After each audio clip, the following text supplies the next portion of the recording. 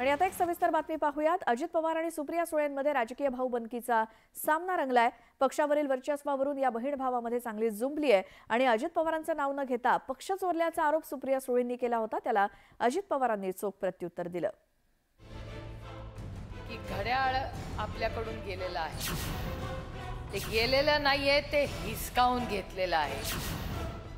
आम्ही अध्यक्ष झालो की निवड ही बेकार, त्यांनी पक्ष चोरला। अरे चोरला।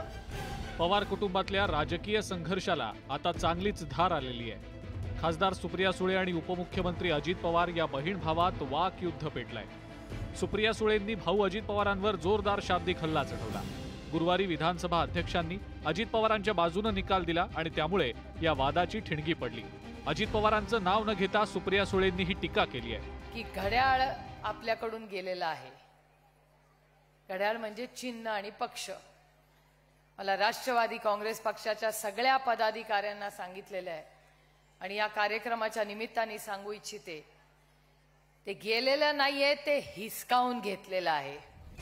आमदार अपात्रता प्रकरणी निकाल देताना विधानसभा अध्यक्षांनी अजित पवारांची खरी राष्ट्रवादी काँग्रेस असल्याचा निर्वाळा दिलाय। तर काही दिवसांपूर्वीच निवडणूक आयोगानं सुद्धा अजित पवारांच्या राष्ट्रवादीवर शिक्कामोर्तब केलंय। पक्षावरील वर्चस्वाच्या लढाईत अजित पवारांची सरशी झालेली आहे आणि त्यामुळेच पवार बहीण भावात आरोप प्रत्यारोपांचा सामना रंगलाय। तुम्ही जर वरिष्ठांनी सांगितलेल्या व्यक्तीला राष्ट्रीय अध्यक्ष केलं असतं तर मग पक्ष चांगला, आम्ही सगळे चांगलो। आम्ही अध्यक्ष झालो की निवड ही बेकार, त्यांनी पक्ष चोरला। अरे चोरला। निवडणूक आयोगाने आम्हाला मान्यता दिली। अजित पवारांनी बारामतीच्या जाहीर सभेत सुप्रिया सुळेंच्या खासदार म्हणून कार्यशैलीवरही बोचरी टीका केली आहे। तर जितेंद्र आव्हाडांनी अजित पवारांच्या टीकेला खोचक उत्तर दिलंय।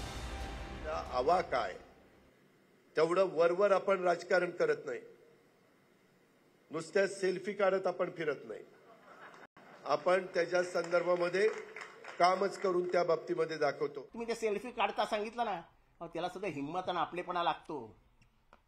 रस्त्यात उतरावं लागतं, लोकांशी बोलावं लागतं।